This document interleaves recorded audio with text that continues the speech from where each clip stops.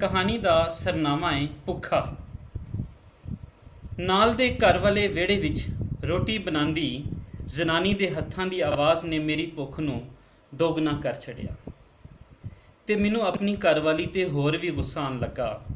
ਹਰ ਚੌਥੇ ਦਿਨ ਪੇਕਿਆਂ ਤੋਂ ਉਦਾਸ ਹੋ ਜਾਂਦੀ ਹੈ। ਸਵੇਰੇ ਉੱਠਦੀ ਆਖਣ ਲੱਗੀ ਮੈਂ ਆਪਣੀ ਮਾਂ ਕੋਲ ਜਾਣਾ ਹੈ। ਮੈਂ ਪਹਿਲੇ ਵਾਂਗ ਉਹਨੂੰ ਪੇਕੇ ਜਾਣ ਦੀ ਇਜਾਜ਼ਤ ਦੇ ਦਿੱਤੀ ਤੇ ਦਫ਼ਤਰ ਜਾਣ ਲੱਗਿਆਂ ਸਟਾਫ ਤੇ ਬੱਸ ਉੱਪਰ ਵੀ ਬਿਠਾਇਆ। ਜਾਂਦਿਆਂ ਹੋਇਆਂ ਉਹ ਬਹੁਤ ਉਦਾਸ ਤੇ ਬਹੁਤ ਚੁੱਪ ਸੀ। ਸਵੇਰੇ ਨਾਸ਼ਤਾ ਵੀ ਠੀਕ ਤਰੀਕੇ ਨਾਲ ਨਹੀਂ ਸੁ ਕੀਤਾ। ਨਾਸ਼ਤੇ ਦੇ ਖਿਆਲ ਨਾਲ ਫਿਰ ਮੇਰੇ ਢਿੱਡ ਵਿੱਚ ਭੁੱਖ ਨੇ ਉਸਲ ਵੱਟੇ ਲੈਣਾ ਸ਼ੁਰੂ ਕਰ ਦਿੱਤੇ। ਰੋਟੀ ਬਣਾਉਂਦਿਆਂ ਹੋਇਆਂ ਜ਼ਨਾਨੀ ਦੇ ਹੱਥਾਂ ਦੀ ਆਵਾਜ਼ ਬਹੁਤ ਸੁਹਾਨੀ ਜਾਪਣ ਲੱਗੀ। ਮੈਂ ਆਪਣੇ ਤਸੱਵੁਰ ਵਿੱਚ ਗੋਰੇ ਹੱਥਾਂ ਦੇ ਵਿੱਚ ਗੋਲ ਰੋਟੀ ਨਿੱਕੀ ਤੋਂ ਵੱਡੀ ਹੁੰਦਿਆਂ ਵੇਖਣ ਲੱਗਾ। ਮੇਰੇ ਖਿਆਲ ਵਿੱਚ ਰੋਟੀ ਨਿੱਕੀ ਤੋਂ ਵੱਡੀ ਹੁੰਦੀ ਜਾਂਦੀ ਤੇ ਤਵੇ ਤੇ ਪੈ ਕੇ ਸੜਦੀ ਜਾ ਰਹੀ ਸੀ। ਇਸ ਵੇਲੇ ਜੇ ਸ਼ਾਇਸਤਾ ਮੇਰੀ ਬੀਵੀ ਘਰ ਹੁੰਦੀ ਤੇ ਉਹਨੇ ਆਪਣੇ ਗੋਰੇ ਹੱਥਾਂ ਨਾਲ ਬੜੀਆਂ ਸੋਹਣੀਆਂ ਰੋਟੀਆਂ ਪਕਾ ਕੇ ਮੇਰੇ ਕੋਲ ਲਿਆਣੀਆਂ ਸਨ ਤੇ ਫਿਰ ਮੇਰੇ ਕੋਲ ਬਿਠਾ ਕੇ ਖਵਾਉਣੀਆਂ ਵੀ ਸਨ। ਤੇ ਰੋਟੀ ਖਾਂਦੇ ਮੈਂ ਕਿੰਨੀ ਵਾਰ ਉਹਦੇ ਮੁੜਕੇ ਨਾਲ ਭਿੱਜਾ ਜਿਸਮ ਵੇਖਣਾ ਸੀ ਤੇ ਉਹਨੂੰ ਪਿਆਰ ਨਾਲ ਆਪਣੇ ਨਾਲ ਰਲ ਕੇ ਖਾਣ ਦੀ ਦਾਵਤ ਦੇਣੀ ਸੀ। ਉਹਨੇ ਬਹੁਤ ਖੁਸ਼ ਹੋ ਜਾਣਾ ਸੀ। ਬਾਅਦੋਂ ਮੈਂ ਆਪਣੇ ਰੁਮਾਲ ਨਾਲ ਉਹਦੇ ਗੋਰੇ ਚਿੱਟੇ ਮੁਖੜੇ ਤੋਂ ਮੁੜਕਾ ਵੀ ਸਾਫ਼ ਕਰਨਾ ਸੀ ਤੇ ਉਹਨੇ ਆਪਣੀਆਂ ਸੁੰਦਰ ਅੱਖਾਂ ਕਈ ਵਾਰ ਉੱਤੇ ਥੱਲੇ ਕਰਨੀਆਂ ਸਨ। ਜਿਹੜੀ ਜ਼ਨਾਨੀ ਦੇ ਹੱਥਾਂ ਦੀ ਆਵਾਜ਼ ਰੋਟੀ ਬਣਾਉਂਦਿਆਂ ਆ ਰਹੀ ਏ ਉਹ ਵੀ ਮੇਰੀ ਬੀਵੀ ਦੀ ਸਹੇਲੀ ਏ। ਸਾਡੀ ਗੁਆਂਢਣ ਨੇ ਰੱਜ ਕੇ ਸੁਚੱਜੀ ਏ ਤੇ ਹਰ ਇੱਕ ਨਾਲ ਬੜੇ ਇਖਲਾਕ ਨਾਲ ਪੇਸ਼ ਆਉਂਦੀ ਏ। ਮੈਂ ਇੱਕ ਦੋ ਵਾਰ ਆਪਣੀ ਬੀਵੀ ਨਾਲ ਉਹਨੂੰ ਗੱਲਾਂ ਕਰਦਿਆਂ ਸੁਣਿਆ ਸੀ ਤੇ ਇੱਕ ਦਿਨ ਉਹਨੇ ਤੇ ਉਹਦੇ ਖਾਵਨ ਨੇ ਸਾਡੀ ਦਾਵਤ ਵੀ ਕੀਤੀ ਜਿਹੜੀ ਅਸਾਂ ਕਬੂਲ ਕਰ ਲਈ। ਉਹਨੂੰ ਕਿਤਾਬਾਂ ਪੜ੍ਹਨ ਦਾ ਬਹੁਤ ਸ਼ੌਕ ਹੈ। ਉਹਨੇ ਮੈਨੂੰ ਕਈ ਅੰਗਰੇਜ਼ੀ ਦੇ ਨਾਵਲਾਂ ਦੀ ਕਹਾਣੀ ਬੜੇ ਥੋੜ੍ਹੇ ਜਿਹੇ ਲਫ਼ਜ਼ਾਂ ਵਿੱਚ ਸੁਣਾਈ ਤੇ ਉਹਦੀ ਅਕਲ ਦੀ ਦਾਤ ਦੇਣ ਤੋਂ ਬਗੈਰ ਮੈਂ ਰਹਿ ਨਾ ਸਕਿਆ। ਉਹਦਾ ਨਾਂ ਫਰਾ ਸੀ। ਫਰਾ ਦੇ ਖਿਆਲ ਨੇ ਮੇਰੀ ਭੁੱਖ ਵਿੱਚ ਕਾਫੀ ਹੱਦ ਤੱਕ ਵਾਧਾ ਕਰ ਦਿੱਤਾ ਤੇ ਮੈਨੂੰ ਆਪਣੀ ਬੀਵੀ ਦੀ ਯਾਦ ਆਈ। ਉਹ ਪੇਕੇ ਘਰ ਅਪੜ ਗਈ ਹੋਣੀ ਹੈ। ਕਿਧਰੇ ਵਾਕਈ ਉਹਦੀ ਮਾਂ ਬਹੁਤ ਜ਼ਿਆਦਾ ਬਿਮਾਰ ਨਾ ਹੋਵੇ। ਲੋਕ ਆਖਦੇ ਨੇ ਖਾਬ ਸੱਚੇ ਵੀ ਹੁੰਦੇ ਨੇ। ਮੇਰਾ ਜੀ ਕੀਤਾ ਆਪਣੀ ਬੀਵੀ ਨੂੰ ਫੋਨ ਕਰਾਂ, ਉਹਨੂੰ ਆਖਾਂ ਵੇਖ ਮੈਂ ਹਾਲੇ ਤੀਕਰ ਭੁੱਖਾ ਬੈਠਾ ਹੋਇਆ। ਤੈਨੂੰ ਤੇ ਪਤਾ ਹੈ ਡਾਕਟਰ ਨੇ ਮੈਨੂੰ ਬਾਜ਼ਾਰੀ ਖਾਣੇ ਤੋਂ ਰੋਕਿਆ ਹੈ ਕਿ ਉਹਨਾਂ ਵਿੱਚ ਮਿਰਚ ਮਸਾਲਾ ਬਹੁਤ ਜ਼ਿਆਦਾ ਪਾਇਆ ਗਿਆ ਹੁੰਦਾ ਹੈ। ਅੱਖਾਂ ਅੱਗੇ ਇੱਕਦਮ ਹਨੇਰਾ ਛਾ ਗਿਆ। ਸ਼ਾਇਦ ਭੁੱਖ ਵੱਧ ਗਈ।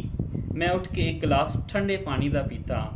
ਗਵਾਂਢ ਤੋਂ ਰੋਟੀਆਂ ਪਕਾਉਣ ਦੀ ਆਵਾਜ਼ ਅਜੇ ਵੀ ਆ ਰਹੀ ਸੀ। ਫਿਰ ਇੱਕਦਮ ਇੱਕ ਬੱਚਾ ਰੋਇਆ।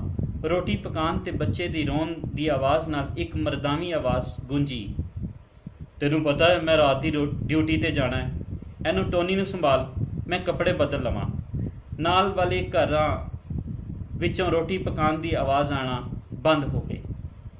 ਬੱਚੇ ਨੂੰ ਚੁੱਪ ਕਰਾਉਣ ਲਈ ਜ਼ਨਾਨੀ ਦੀ ਨਿੰਮੀ ਜਿਹੀ ਆਵਾਜ਼ ਵਿੱਚ ਗਾਵਨ ਦੀ ਆਵਾਜ਼ ਆਉਣ ਲੱਗੀ। ਬਹੁਤ ਸੁਰੀਲੀ ਆਵਾਜ਼ ਮਾਲੂਮ ਹੁੰਦੀ ਸੀ। ਫਰਾ ਗਾਣਾ ਵੀ ਬਹੁਤ ਚੰਗਾ ਗਾਉਂਦੀ। ਮੈਂ ਸੋਚਿਆ। ਕੁਝ ਦੇਰ ਬਾਅਦ ਫਿਰ ਇੱਕਦਮ ਮਰਦ ਦੀ ਆਵਾਜ਼ ਗੂੰਜੀ, ਹਾਲੇ ਤੀਕਰ ਰੋਟੀ ਨਹੀਂ ਲਿਆ ਕੇ ਰੱਖੀ, ਜਲਦੀ ਕਰ। ਰੋਟੀ ਦੇ ਜ਼ਿਕਰ ਨੇ ਮੇਰੇ ਭੁੱਖ ਨੂੰ ਦੁਬਾਰਾ ਜ਼ਿੰਦਾ ਕਰ ਦਿੱਤਾ। ਮੰਜੀ ਤੇ ਲੇਟ ਗਿਆ ਤੇ ਸੋਚਿਆ ਥੋੜ੍ਹੀ ਦੇਰ ਬਾਅਦੋਂ ਚਾਹ ਬਣਾ ਕੇ ਪੀ ਲਵਾਂਗਾ। ਸਵੇਰ ਦੇ ਪਏ ਹੋਏ ਡਬਲ ਰੋਟੀ ਦੇ ਸਲਾਈਸ ਨਾਲ ਖਾ ਕੇ ਗੁਜ਼ਾਰਾ ਕਰ ਲਵਾਂਗਾ। ਬੱਚੇ ਦੇ ਰੋਣ ਦੀ ਆਵਾਜ਼ ਆਈ ਤੇ ਮੈਨੂੰ ਯਾਦ ਆਇਆ ਅੱਜ ਤੋਂ 2 ਸਾਲ ਪਹਿਲਾਂ ਇਹਨਾਂ ਦਾ ਵਿਆਹ ਹੋਇਆ ਸੀ ਤੇ ਇੱਕ ਬੱਚਾ ਵੀ ਹੋ ਗਿਆ। ਸਾਡੇ ਵਿਆਹ ਨੂੰ 3 ਸਾਲ ਹੋ ਗਏ ਨੇ, ਪਰ ਜੋ ਰੱਬ ਦੀ ਮਰਜ਼ੀ। ਸ਼ਾਇਸਤਾ ਆਖਦੀ ਏ ਰੱਬ ਦੀ ਮਰਜ਼ੀ ਅੱਗੇ ਕਿਸੇ ਦਾ ਵੱਸ ਨਹੀਂ ਚੱਲਦਾ। ਮੈਂ ਕੰਮ ਤੇ ਜਾ ਰਿਹਾ। ਬੂਹਾ ਢੋਲ ਹੈ ਫਰਾ, ਰੋਬ ਨਾਲ ਫਰਾ ਦਾ ਬੰਦਾ ਆਖਦਾ ਏ। ਫਿਰ ਜ਼ੋਰ ਦੀ ਬੂਹਾ ਟੁਕਣ ਦੀ ਆਵਾਜ਼ ਆਉਂਦੀ ਏ। ਸ਼ਾਮ ਦਾ ਹਨੇਰਾ ਵੱਧਦਾ ਜਾ ਰਿਹਾ ਸੀ। ਬੱਚਾ ਇੱਕਦਮ ਚੀਕਿਆ। ਫਿਰ ਖਰੇ ਮਾਂ ਨੇ ਬੱਚਾ ਚੁੱਕ ਲਿਆ। ਬੱਚਾ ਇੱਕਦਮ ਚੁੱਪ ਕਰ ਗਿਆ। ਮੈਨੂੰ ਲੱਗਿਆ ਬੱਚੇ ਨੂੰ ਭੁੱਖ ਲੱਗੀ ਹੋਣੀ ਹੈ ਤੇ ਮਾਂ ਨੇ ਉਹਦੇ ਮੂੰਹ ਵਿੱਚ ਫੀਡਰ ਪਾ ਦਿੱਤਾ ਹੋਣਾ। ਮੈਂ ਵਿਹੜੇ ਵਿੱਚ ਵਾਹਣੀ ਮੰਜੀ ਉੱਤੇ ਲੇਟਿਆ ਖਲਾਅ ਵਿੱਚ ਘੂਰ ਰਿਹਾ ਸਾਂ। ਨਿੰਮੀ ਜਿਹੀ ਸਵਾਣੀ ਆਵਾਜ਼ ਗਾਵਨ ਦੀ ਆਈ ਤੇ ਮੇਰਾ ਖਲਾਅ ਵਿੱਚ ਘੂਰਨਾ ਬੰਦ ਹੋ ਗਿਆ। ਫਰਾ ਦੇ ਵਿਹੜੇ ਵਿੱਚੋਂ ਆਵਾਜ਼ ਆ ਰਹੀ ਸੀ। ਉਹ ਹੌਲੇ ਹੌਲੇ ਕੋਈ ਗੀਤ ਗਾ ਰਹੀ ਸੀ। ਬੰਦਾ ਇਕੱਲਾ ਹੋਵੇ ਤਾਂ ਮਨ ਪਰਚਾਉਣ ਲਈ ਵੀ ਗਾਉਣ ਲੱਗ ਪੈਂਦਾ ਹੈ। ਰੋਟੀ ਬਣਾਉਣ ਦੀ ਆਵਾਜ਼ ਆਈ। ਉਹ ਦੁਬਾਰਾ ਰੋਟੀ ਬਣਾਉਣ ਲੱਗ ਪਈ। ਸ਼ਾਇਦ ਉਹਨੇ ਆਪਣੇ ਵਾਸਤੇ ਪਹਿਲਾਂ ਰੋਟੀ ਨਹੀਂ ਪਕਾਈ। ਮੇਰੇ ਸਾਹਮਣੇ ਉਹਦੇ ਹੱਥ ਆ ਗਏ। ਕਿੰਨੇ ਸੋਹਣੇ ਹੱਥ ਨੇ, ਗੋਰੇ ਚਿੱਟੇ ਤੇ ਸਡੂਲ। ਉਹਦੇ ਹੱਥੋਂ ਪੱਕਣ ਵਾਲੀ ਰੋਟੀ, ਵਾਹ ਵਾਹ, ਮੇਰੇ ਮੂੰਹੋਂ ਨਿਕਲ ਗਿਆ।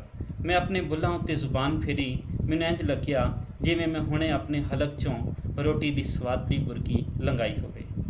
ਰੋਟੀ ਬਣਾਉਣ ਦੀ ਆਵਾਜ਼ ਕੁਛ ਦੇਰ ਆਉਂਦੀ ਰਹੀ। ਖੋਰੇ ਉਹਨੇ 2 ਕਿ 3 ਰੋਟੀਆਂ ਹੋਰ ਪਕਾਈਆਂ ਸਨ। ਬੱਚਾ ਸੌਂ ਗਿਆ ਸੀ ਕਿਉਂ ਜੇ ਉਹਦੇ ਰੋਣ ਦੀ ਆਵਾਜ਼ ਫਿਰ ਨਹੀਂ ਆਈ। ਵਿਹੜੇ ਵਿੱਚ ਹਨੇਰਾ ਵੱਧਦਾ ਜਾ ਰਿਹਾ ਸੀ। ਮੈਂ ਸੋਚਿਆ ਉੱਠ ਕੇ ਚਾਹ ਬਣਾਈ ਲਵਾਂ। ਮੈਂ ਹਾਲੇ ਚਾਹ ਬਣਾਉਣ ਲਈ ਉੱਠਿਆ ਹੀ ਸਾਂ ਕਿ ਬਾਹਰਲਾ ਬੂਹਾ ਖੜਕਿਆ। ਮੈਂ ਆਰਾਮ ਨਾਲ ਜਾ ਕੇ ਬੂਹਾ ਖੋਲ੍ਹਿਆ। ਸਾਹਮਣੇ ਗਵਾਂਢਣ ਫਰਾ ਖਲੋਤੀ। ਉਹਨੇ ਮੇਰੀਆਂ ਅੱਖਾਂ ਵਿੱਚ ਅੱਖਾਂ ਪਾ ਕੇ ਰੁਮਾਲ ਨਾਲ ਕੱਜੀ ਹੋਈ ਇੱਕ ਚਾਬੀ ਮੇਰੇ ਵੱਲ ਵਧਾਉਂਦਿਆਂ ਆਖਿਆ, ਮੈਨੂੰ ਸ਼ਾਇਸਤਾ ਆਖ ਗਈ ਸੀ ਤੁਹਾਡੇ ਲਈ ਸ਼ਾਮੀ ਰੋਟੀ ਪਕਾ ਦੇਵਾਂ। ਉਹਦੀਆਂ ਅੱਖਾਂ ਹੇਠ ਪਏ ਹਲਕੇ ਵਿੱਚ ਮੁੜਕੇ ਦੇ ਕਤਰੇ ਮੋਤੀਆਂ ਵਾਂਗ ਚਮਕ ਰਹੇ ਸਨ।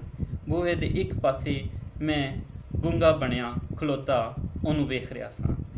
ਇਹ ਰੋਟੀਆਂ ਤੁਹਾਡੇ ਲਈ ਨੇ। ਉਹ ਬੂਹਾ ਪਾਰ ਕਰਕੇ ਸ਼ਾਇਸਤਾ ਵਾਂਗ ਮੰਜੀ 'ਤੇ ਜਾ ਬੈਠੀ। ਮੈਂ ਬੂਹੇ ਤੋਂ ਅੱਗੇ ਆ ਕੇ ਰੋਟੀਆਂ ਫੜਨ ਉਹਦੇ ਕੋਲ ਆਇਆ। ਉਹ ਨਿੰਮਾ ਜਿਹਾ ਹੱਸੀ।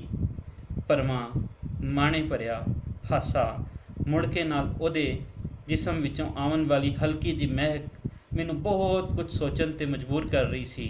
ਅਤੇ ਉਸ ਵੇਲੇ ਮੈਨੂੰ ਭੁੱਖ ਵੀ ਬਹੁਤ ਲੱਗੀ ਸੀ। ਇਹ ਸੀ ਮੇਰੀ ਕਹਾਣੀਆਂ ਦੀ ਕਿਤਾਬ ਤੂੰ ਕਹਾਣੀ ਤੇ ਮੈਂ ਵਿੱਚੋਂ ਇੱਕ ਕਹਾਣੀ। ਆਸ ਕਰਨਾ ਵਾ ਤੁਹਾਨੂੰ ਇਹ ਕਹਾਣੀ ਪਸੰਦ ਆਏ।